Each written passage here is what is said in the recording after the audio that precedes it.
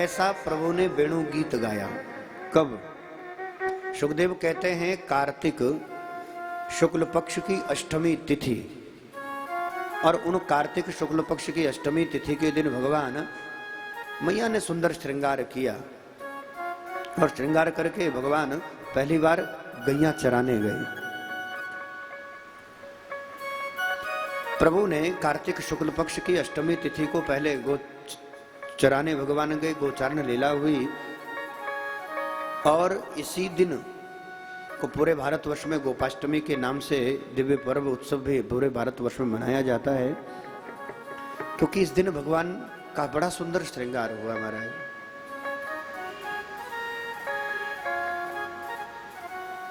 बरहा पेड़म नटवर बपो कर्णयो कर्णिकारम।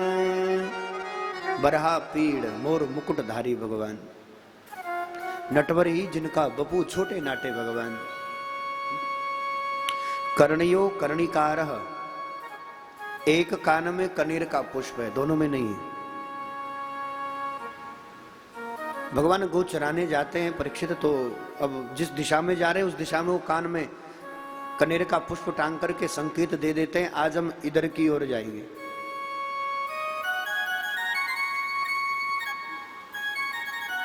इसलिए कहा कर्णयो कर्णिकारम बिभ्रदवासम कनक कपिशम वैजयंतीम च माला। गले में वैजंती माला है, और रंध्रार वेणु अधर सुधया, पूरयम गोप वृंदई, अधरामृत का पान करती अद्रोष्ट पर विराजमान भगवान की सुंदर वेणु।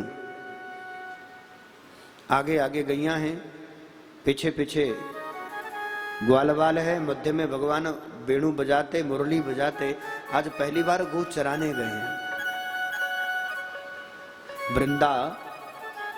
वृंदारण्यम स्वपद रमण प्राविशद गीत कीलते। वृंदा की अरण्य भूमि में स्वपद से भगवान रमण करते हैं, और अकेले नहीं है। सुखदेव कहते हैं पूरयम गोप वृंदई, गोप वृंद है, ग्वालवाल है, गैया हैं, बछड़े हैं, और सुंदर सा वेणुनाद करते वेणुगीत गाते भगवान। जिस समय यमुना के पावन तट पर जाते हैं, यमुना के तट बंसी वट में कदम की डारी के नीचे तिरछे टेढ़े खड़े होकर भगवान जब वेणु गीत गाते हैं,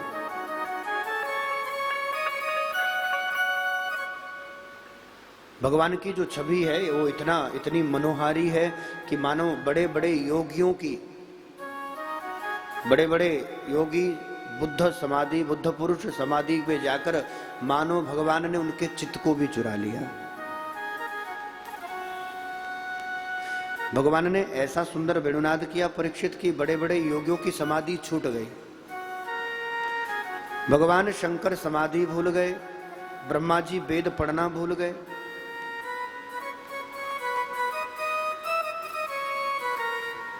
शिव समाधि भूल गए, ऋषि मुनि और नारी वेद पढ़त ब्रह्मा भूले भूले ब्रह्मचारी। वेद पढ़त ब्रह्मा भूले भूले ब्रह्मचारी।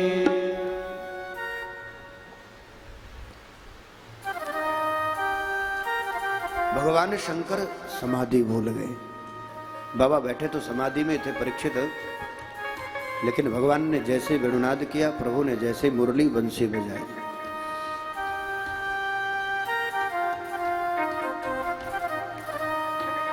बांसुरी बजाए आज रंग में मुरारी।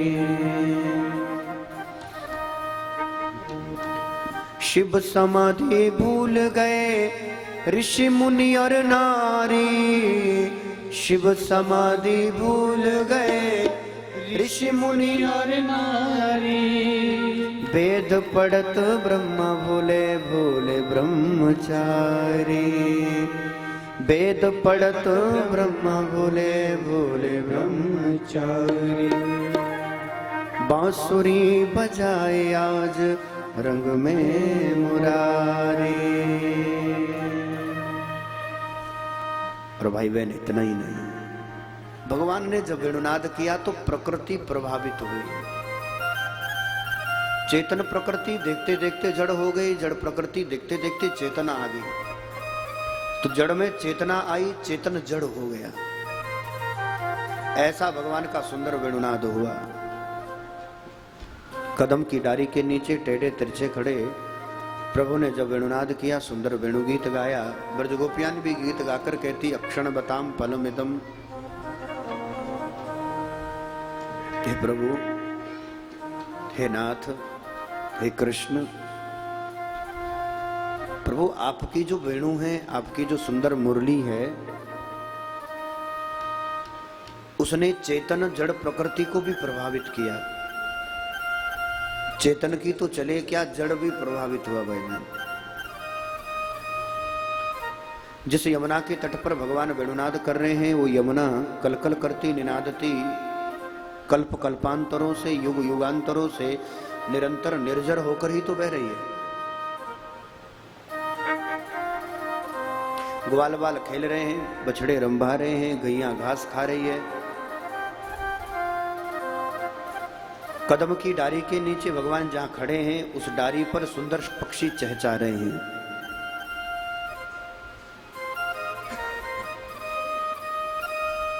तो पक्षियों का चहचाना,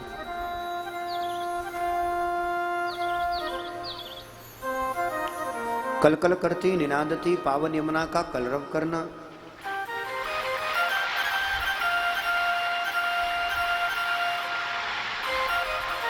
यमुना निरंतर युग युगांतरों से निर्जर होकर बह रही है। परीक्षित,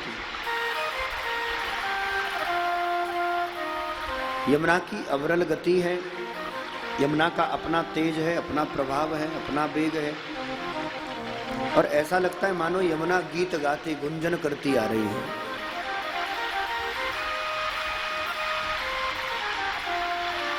नन्हे नन्हे पक्षी चहचा रहे हैं कदम की डारी पर।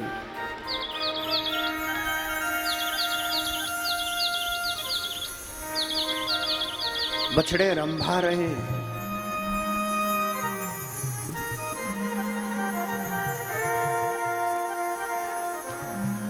लेकिन जिस समय कदम की डारी के नीचे टेढ़े तिरछे खड़े प्रभु ने अधरामृत पर मुरली का,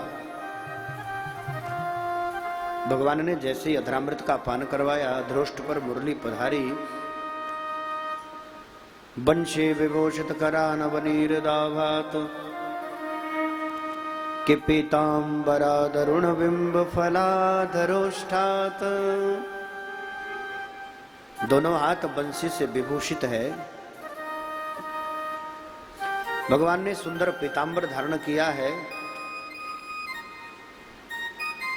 और भगवान की जो अधरोष्ट है वो दरुण बिंब फल की तरह, जैसे अनार का फल होता है, तो अनार का जो फल रहता है, उसका जो वस्तुतः जो बीज रहता है, वो तो अंदर श्वेत और रक्तवर्ण का दाना रहता है, उसमें भी श्वेत वर्ण का बीज दूर से चमकता है। ऐसे ही भगवान के अधरोष्ट तो रक्त वर्ण के हैं, लेकिन जैसे अनार फल के अंदर सुंदर सुंदर वो श्वेत बीज चमकते हैं, तो ऐसे भगवान की दंतावली चमक रही है।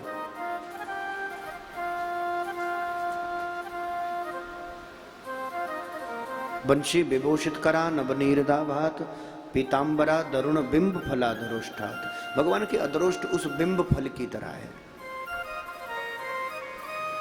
जैसे अनार वस्तुतः तो रक्त वर्ण का रहता है, लेकिन उसके बीच में ही जो बीज उसके श्वेत वर्ण के, और वैसे ही भगवान के अधरामृत तो रक्त वर्ण के हैं, लेकिन दंतावली मध्य में ऐसे दंतावली चमक रही है जैसे कोई अनार का दाना हो।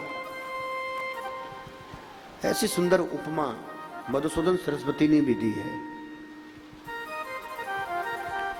और परीक्षित, जिस समय भगवान ने वेणुनाद किया, उस समय चेतन प्रकृति देखते देखते जड़ हो गई। परीक्षित कहते बाबा समझ नहीं आया, तो उन्होंने कहा कि कदम की डारी पर नन्हे पक्षी चहचा रहे हैं, अर्थात तो अभी चेतन है। लेकिन जिस समय भगवान ने अधरामृत पर वेणु पधारी और जैसे प्रभु ने वेणुनाद करना प्रारंभ किया, जैसे मुरली बजी, उन पक्षियों ने चहचाना बंद कर दिया। पक्षी मौन होकर नेत्र मूंद करके ऐसे बैठे हैं जैसे ऐसा प्रतीत होता है मानो कोई बड़ा योगी, कोई सिद्ध बुद्ध पुरुष जैसे मानो आंख मूंद करके समाधि में बैठा है। भगवान की सुंदर वेणु मुरली सुनकर वो नन्हे नन्हे पक्षी चेतन से जड़ हो गए। युग युगांतरों से, कल्प कल्पांतरों से निरंतर निर्जर होकर बहने वाली पावन यमुना, जैसे यमुना की पावन तट पर बंसी बट भगवान ने सुंदर वेणु बजाई, सुंदर मुरली बजाई कि उसी समय यमुना का जल स्थिर हो गया। अब तक तो चेतन होकर, निरंतर निर्जर होकर युग युगांतरों से, कल्प कल्पांतरों से बह रही है, लेकिन भगवान की मधुर मराल वेणु सुनकर देखते देखते वो चेतन से जड़, जैसे सर्दी में पाला जम जाता है, ऐसे ही जमुना चेतन से जड़ होकर स्थिर हो गए। पक्षी आंख बंद करके मौन हो गए। गायों ने घास खाना छोड़ दिया, बछड़ों ने रंभाना छोड़ दिया, ग्वाल बाल सब भगवान को घेर कर अपलक दृष्टि से, पलक भी जिनकी गिरती नहीं, ऐसे अपलक दृष्टि से निरंतर भगवान को ही निहार रहे हैं। ऐसा प्रतीत होता है जैसे मानो किसी मूर्तिकार ने छोटी छोटी मूर्तियां बना करके भगवान के चारों तरफ बिठा दिया।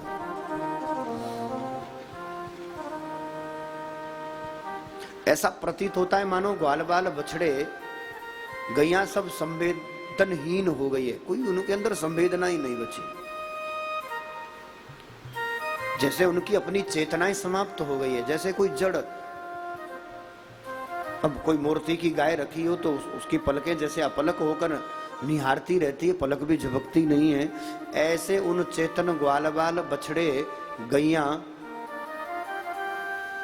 मानो चेतना से, चेतन से वो जड़ हो गई है। चारों ओर भगवान को निहार कर जैसे खड़ी है वैसे स्तब्ध होकर, जड़ होकर खड़ी हो गई।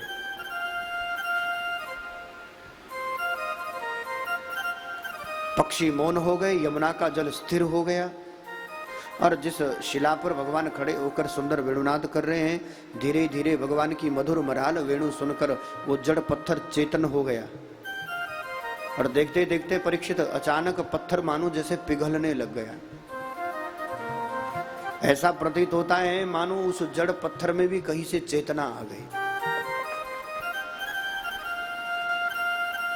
और भगवान के जैसे पत्थर पिघलने से ही भगवान की चरण का चिन्ह, गाय के खुर का चिन्ह और भगवान की सुंदर वेणु का चिन्ह जिस पत्थर पर रखी उसी पत्थर पर पड़ गया। और आज भी दामोदर मंदिर जाओ ब्रज में, तो ब्रज में आज भी भगवान के चरणों के चिन्ह हैं, गाय के खुर के चिन्ह हैं।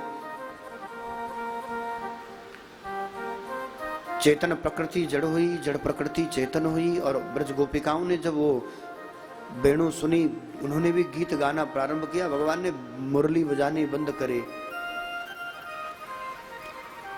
भगवान ने जैसे ही वेणु बजाना बंद किया कि ब्रज गोपिकाएं भगवान से प्रार्थना करने लग गई। होने ना भर भर आए तेरी याद सताए, होने ना भर भर आए तेरी याद सताए, होने ना भर भर आए तेरी याद सताए। ओ कान्हा तेरी बांसुरी नींद चुराए, ओ कान्हा तेरी बांसुरी नींद चुराए, नींद चुरा के अपना बना के, नींद चुरा के मुझे अपना बना के।